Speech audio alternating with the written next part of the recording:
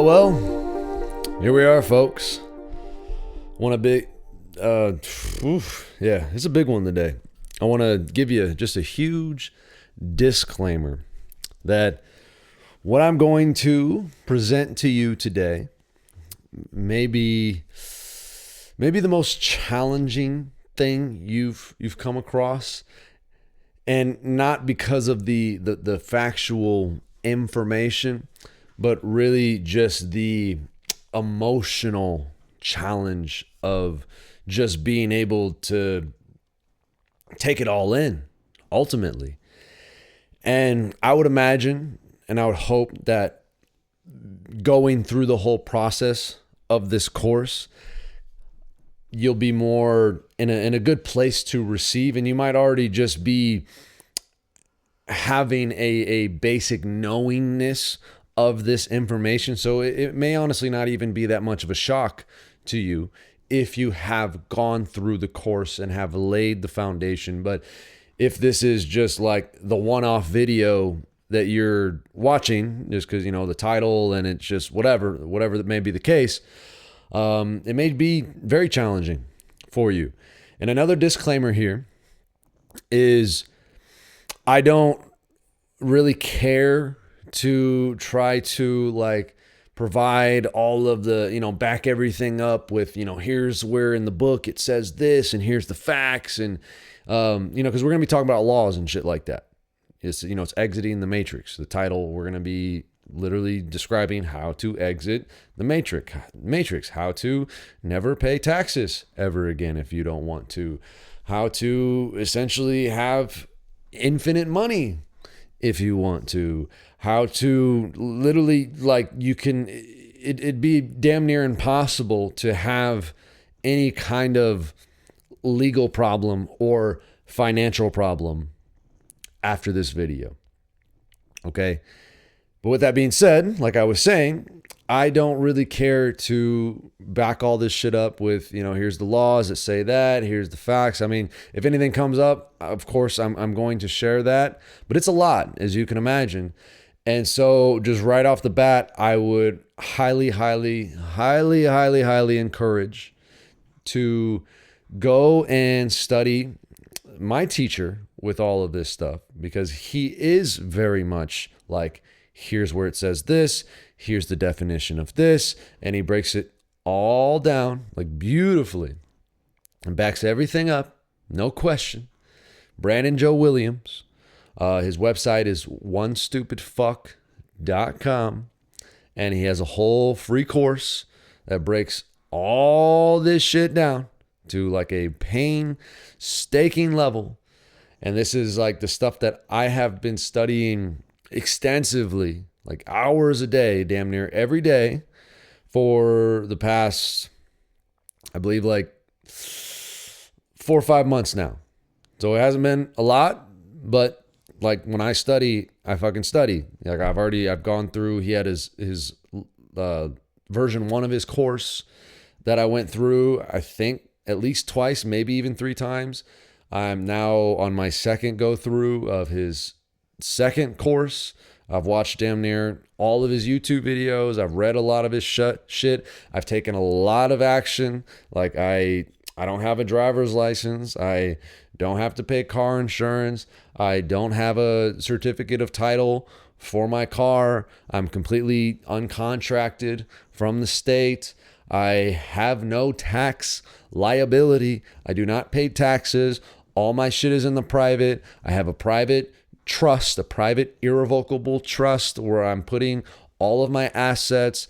I've completely discharged my car was already paid off. I discharged Taylor's car. So there's literally the loan just disappears, nothing that you owe on it. And it's all legal. This is literally all by the law. I've discharged our entire house. It's $130,000, just poof. So this shit's real. But with that being said, it's challenging because it literally requires you to rewire your entire way of thinking and everything that you have built up to get to this place of life. if you've just kind of gone through the traditional way of, you got your driver's license, you're paying your taxes, maybe you got a marriage license, like, just kind of following things by the book, being a good little boy or a good little girl like you're supposed to. It's literally a complete 180 shift that has to take place internally. And in my experience, that internal shift is the most important part, albeit the most challenging part. All of the other shit, the, filing the paperwork that I'll explain, and, clearing up different definitions of things and understanding some different things, and, knowing some different laws, knowing your rights, being able to interact with different companies and the police and like all these different things. Those are all more surface tactical things, okay? And yes, they are important, and you do need to do these things. But first and foremost, again, at least from my own personal perspective and opinion, first and foremost, it begins internally. The internal shift of just really knowing and stepping into who the fuck you are as a human being, and the power that you possess, that we have been literally conditioned, strategically conditioned for years and years and like literally centuries. You can trace this shit back. Strategically conditioned to give all of our power away. And yet that power remains. And all that needs to happen is you just need to recognize it. Okay? So honestly, I'm not even quite sure where to start, but I'm just going to start. So one of the first things that you got to understand, and there, like, again, you can look all of this shit up, like literally Google. This isn't like some fucking, off the wall website. And I love, again, go study Brandon Joe Williams. He's funny. Like, if you just can't tell by his website name, like he uses humor a lot to infuse a lot of these things. Because if you can imagine, like, studying law, reading law text, and all the legal jargon and all that shit can be fucking mind-numbingly painful, but he does it in a way that actually makes it digestible and makes it palatable, makes it so it's damn near, at least for me, like, I think it's entertaining. Like, I want to learn this shit, okay? And if you aren't willing to go through that process, then it's like, I don't know what to tell you, bro. Like, if you're not willing to spend, even if it takes, multiple years of studying and kind of taking these steps to literally never have a legal problem again, unless, you actually fucking hurt somebody, then that's like law. That's common law. You're hurting somebody. You're fucking with somebody's stuff. You're not being honest in your contracts. That's common law. That shit still stands. It's like God's law, if you will. That shit ain't going anywhere. It's like just basic human interaction. But all the statutes, all of these little codes and all these little rules, like, none of that shit matters. Okay? So going through a few years of study, or even a fucking decade, like, that's kind of where I'm at with this shit, is like, even if it takes me a decade or more to really put this shit into practice and make it real and like have a big impact with it on, my community, then that's what the fuck it takes. Like, whatever. Because that's what I'm saying. Like, never have to worry about taxes, never have a legal issue, never have a financial issue. All your bills are paid, all your debts are paid. Like, literally all the shit that the majority of people stress out about, like, oh, I don't have enough money for this, and I got to pay that, and I'm in debt with this. Like, it literally doesn't fucking exist. It doesn't fucking matter. And that is the challenging part. It doesn't fucking matter. And when you realize that, when you really, really, really realize that, what is there left to do, bro? Because what tends to happen is we get so identified with the problems that we have. Even though we say that we don't want these problems, we become so identified with them that at a subconscious level, we don't know who we are without those problems. And therefore, we want to actually keep the problems. So we complain and we complain and we complain and we complain and we complain and we complain and we complain and we complain and we complain. And then when the actual answer, the solution is presented, we don't want anything to do with it because we are more comfortable complaining, because that is how we have identified ourselves. All right? And that's the big challenge. So with all of that, kind of the underlying here, I'm just going to get into it. So United States. So the easiest way to think about this, the way that I think about this, is there's the actual land mass of the United States. And I'm going to talk about the United States because obviously I live in the United States, but this kind of thinking is damn near international. Like almost all countries operate on a very similar system. And even, when I'm talking about the country as a whole, United States, even at the state level, these things are pretty similar. It's just like different wording, like maybe it's a different code, but it's the same shit, at least from my own understanding. So if you think of everything like there's the actual land, the actual physical land, and then superimposed on the actual physical land is this kind of, just like you look at a map. And when you look at a map, there's all these lines, and here's the boundaries of this. Here's this state, here's this state, here's this country, here's the line that separates that.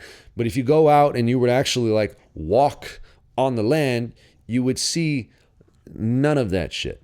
There's not like a physical line of like, oh, here's the line in the land where Indiana ends and Michigan begins. You're not going to find any of that shit. It's just a continuation of the land. Okay.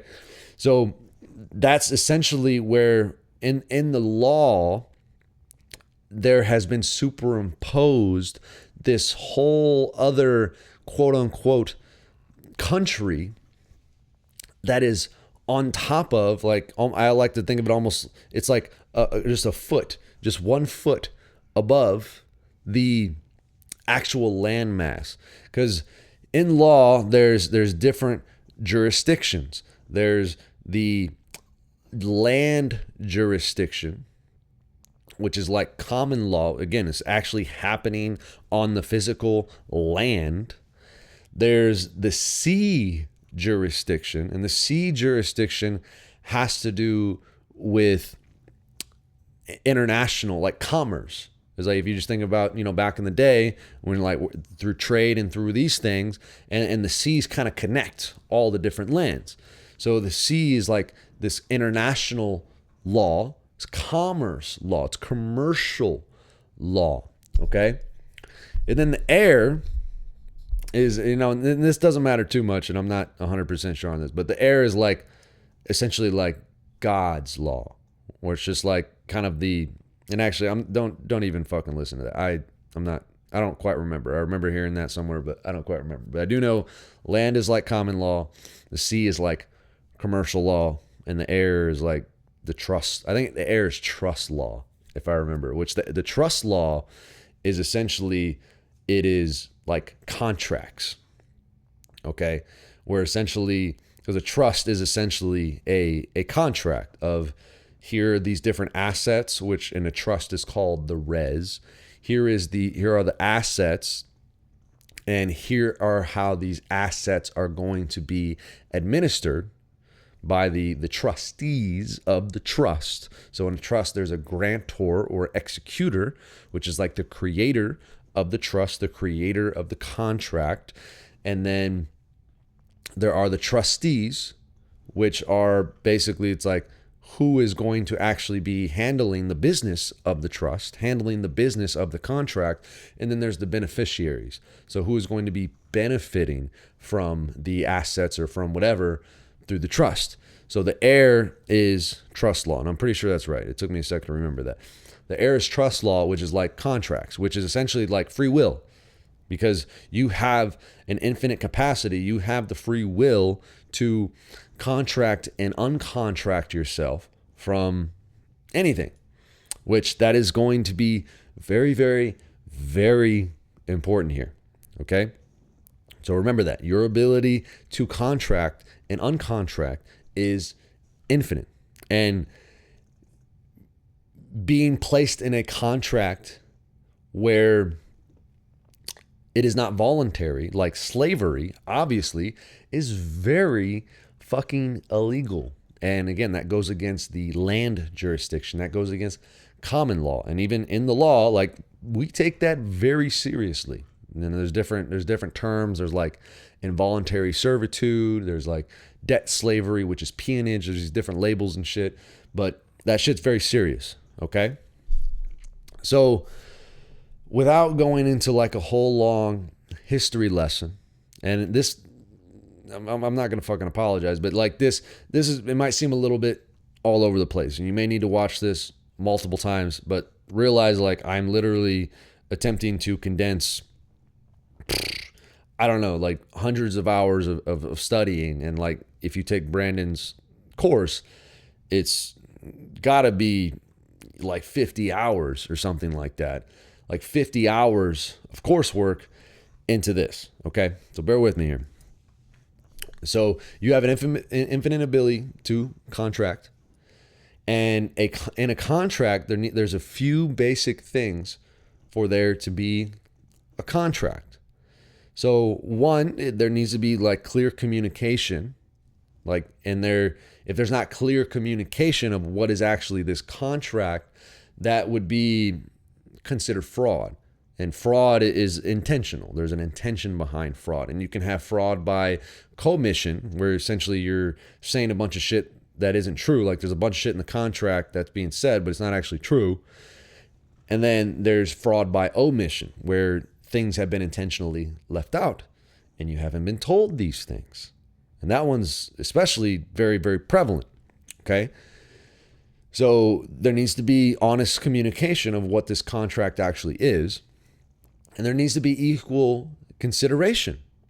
And I think there's actually, something, if you look up like 10 points of a contract or some shit like that. But what I'm describing is like the most important shit. There needs to be equal consideration. And equal consideration basically means that both parties are in agreement upon what the benefit of the contract is going to be. Like if I said, I'm going to paint your house, and in exchange for painting your house, you are going to give me 10 chickens. And we're both very clear in that communication. And we both say, I consider that equal consideration. That's a fair trade that both parties are happy with. And like that's a good contract. You got a good contract there. But if, for instance, I said, I'm going to paint your house, you're going to give me 10 chickens. And for instance, and again, this can get in the weeds, and this is where litigation comes in. Like, this is where you might have to actually settle these things in a court of law. But let's say, I did not communicate that I was going to be painting your house with crayons, just a silly example here. And your chickens were actually, they were just, little poster boards that said chicken on them. And it's like, okay, now we don't have clear communication. Now that's not equal consideration. And then if there isn't equal consideration, then or there's fraud in the contract is void. And there's a thing called, there's no statute of limitations on fraud, or if there's not equal consideration. So basically that means that the contract is void from its inception if there's not equal consideration. I'm spending a lot of time on contracts here because it's very important. And, Brandon's course is called Contract Killer Course. So you can get a hint. Contracts are very important. So any of the contracts that you are a part of, and a lot of which you don't even realize that you're a part of, those things have to be in place. There needs to be full, transparent communication, and there needs to be equal consideration. If those things, if either one of those or both of those things are not there, then all that is needs to be said is, yo, this is not equal consideration, or this is fraudulent. And then poof, the contract is done. Okay? So, going back to these different levels, so you've got the land, and then you've got the sea, and then you've got the air. So all of the statutes, like all the laws that people think of as laws, like, you get it pulled over and you got a ticket. There's some like financial law, or this, all the things that people think of law. Basically, anything outside of common law, which is basically the golden rule: do unto others as you would have them do unto you. Which is like, don't hurt people, don't fuck with their shit, and be honest and transparent in your dealings and how you're interacting and doing business with people. And even business is a tricky word, because that's the other aspect of this too that you'll realize is like, so many of just the common words that we use are hijacked. Like, in law, there's damn near a special definition, a special legal definition for every single word. So the term person has a special definition, which is like, any organization, trust, like it basically means a business. Any business is a person. Okay, so the word person is a special definition. The word driver has a special definition. The word operate has a special definition. The term even United States has a special definition. And there's even special definitions in different contexts within the law. So it's like there's all of these words, like business has a special definition. Okay? Individual has a special definition. Taxpayer has a special definition. So all of these different words, all of these different terms, that's why it's very important to study this stuff and to realize the words that you are using and get very clear on. And you'll realize more and more through studying this is the importance of getting very, very clear on the definitions of the words and the terms that you are using. Because you don't realize how many of these just very common words have been hijacked, and they have very specific definitions that if you aren't clear on those definitions, you are just placing yourself into the jurisdiction where all of these other laws and all these other statutes now have application. Because this isn't about like being above the law and just not following the law. This is actually like following the law to the fucking letter, bro. That's the big difference here. Okay? And just understanding what the law actually says so that you can actually follow the law. And in the law, and this is like one of the most powerful things, there's a term called naturalization.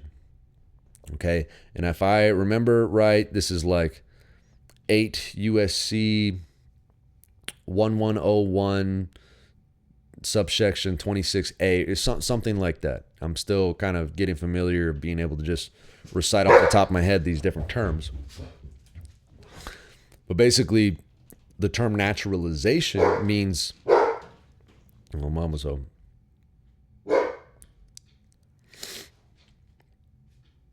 The term naturalization means the conferring of a state upon oneself by any means whatsoever. So it's like you in the law, you are where you say you are. Okay?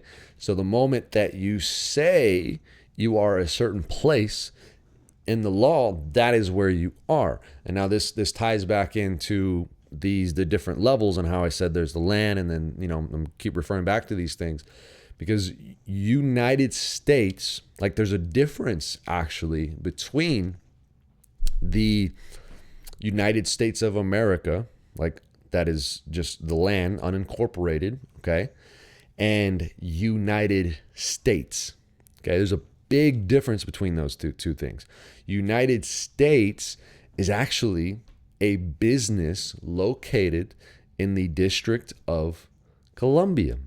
Okay, and so when you say you are in the United States, and like when you fill out, you like when you do your taxes, when you go to get a job, when you do like a passport, when you go to get your driver's license, like all these different things. And these are all contracts.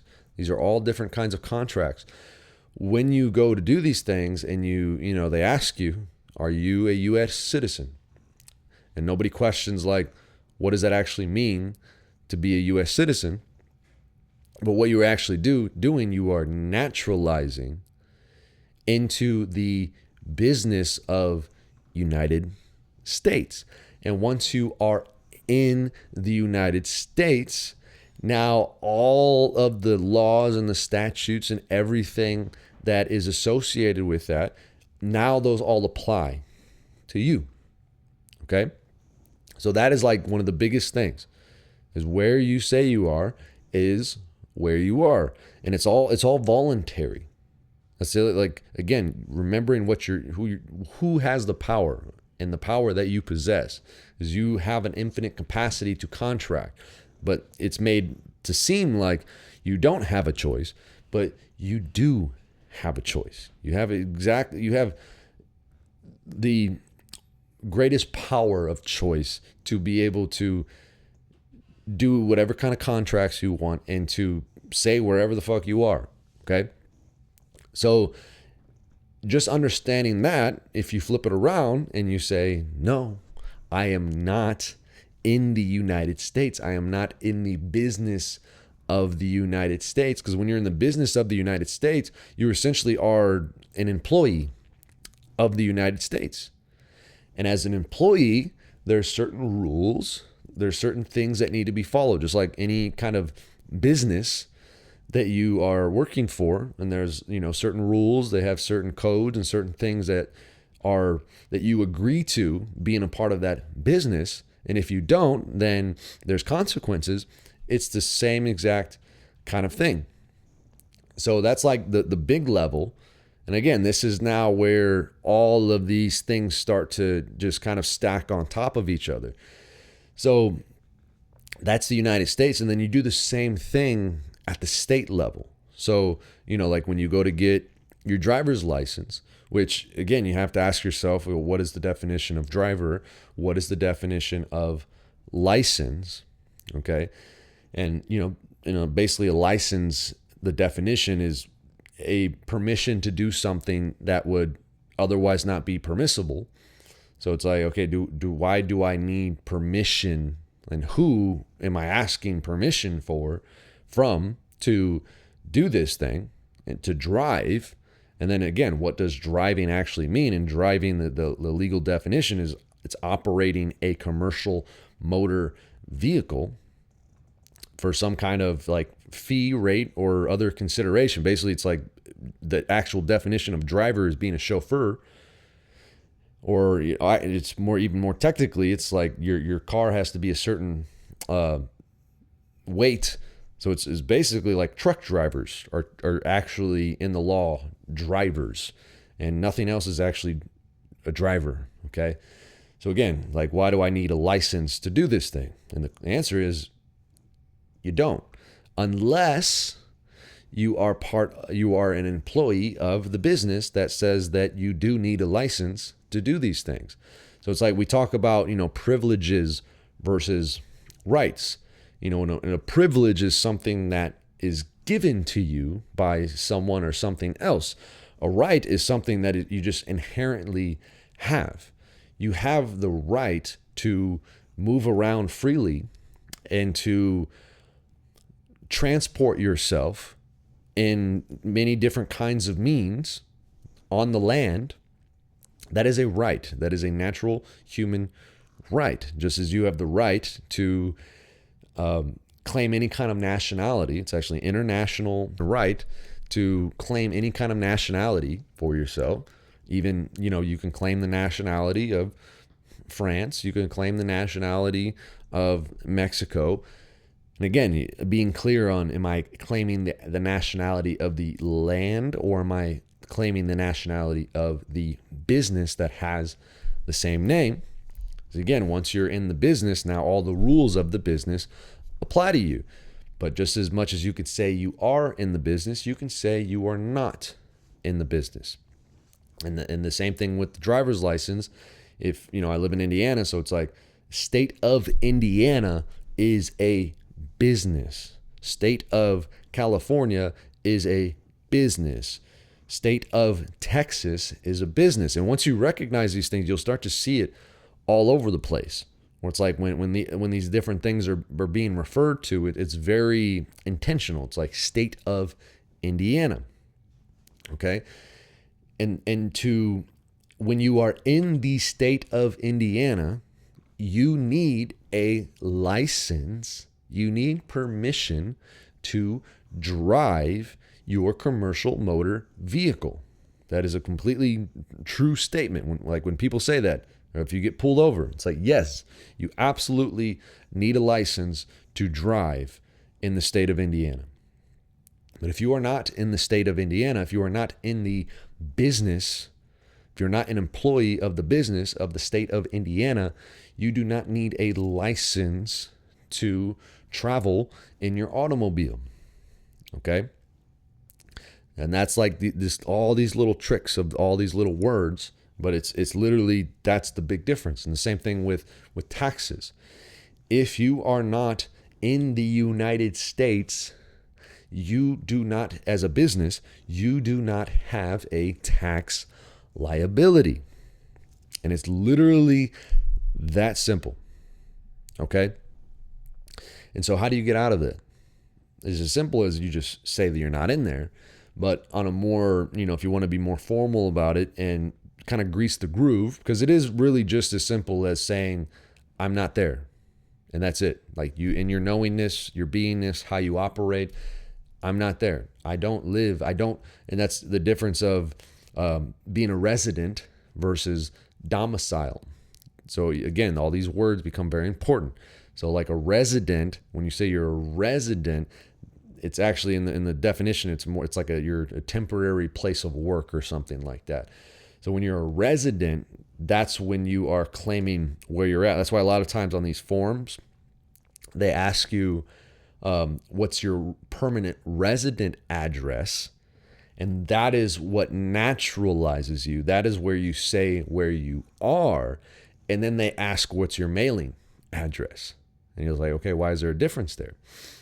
Your mailing address is just where you receive mail. But even in the mailing address, that's why you can either get like a P.O. box, or if you put CO and then put your mailing address, that's basically saying in care of, meaning like I don't live there, I don't reside there, I just receive mail there.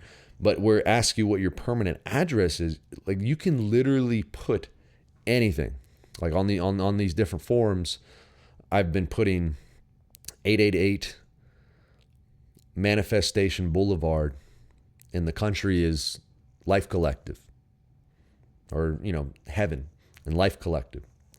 Because that's, again, in the law too, a nation does not need to be recognized by other nations to exist. Okay?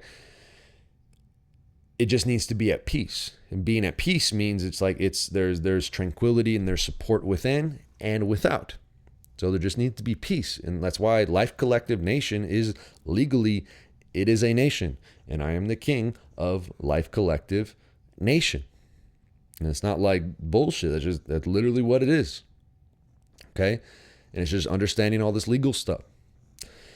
And really it's just understanding everything so you can remove yourself from it. So that's why I said, like if you go on Brandon's website, he has a lot of different resources like kind of like these templates that you can fill out and change your information in and send in, because there's a thing called a revocation of election that you can send in to the IRS. That's basically saying, I am removing the election to be a U.S. citizen. Because again, anytime, like if you filled out voter registration, your driver's license, your I-9 form for a job or whatever, and you check the box that says you're a U.S. citizen, you just naturalized, okay? And again, nobody tells you these things, which is why I talked about contracts and fraud. Nobody told you that when you say you're a U.S. citizen, you are then being naturalized into the business of United States, and now all of these things apply to you.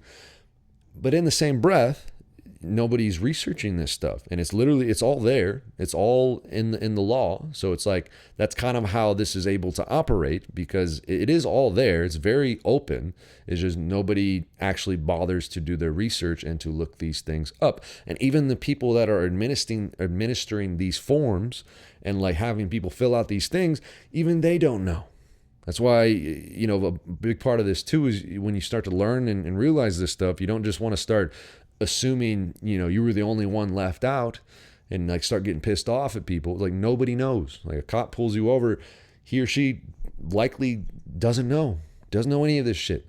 So you can't like get all emotional about it. It's like very matter of fact, and just having the knowingness within yourself and letting that guide the way, and just assuming that people don't know this stuff. And if it's open, just like anything, when it comes to like health or fitness or whatever, you can't shove this stuff down people's throat. But if they're open to it, then you can share the information. Okay. Another key one here is your name. So when you were born and your parents filled out a birth certificate, which again, you start just all these little things you start questioning.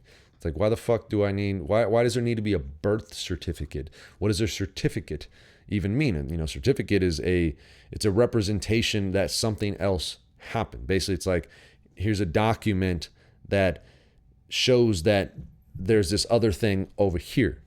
It's like a certificate of title for your car. It's a document showing that there's actually this other thing over here.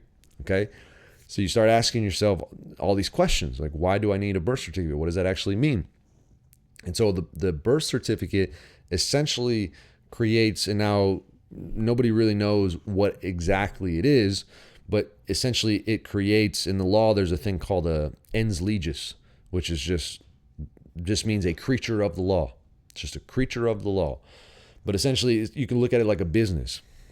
When your birth certificate was filled out and sent in, or whatever, your name, this is why whenever you get any kind of bills, your credit card bills, your utility bills, your name is in all capital letters. And again, like, nobody thinks to question, like, why is my name always in capital letters? Because your name is turned into a business.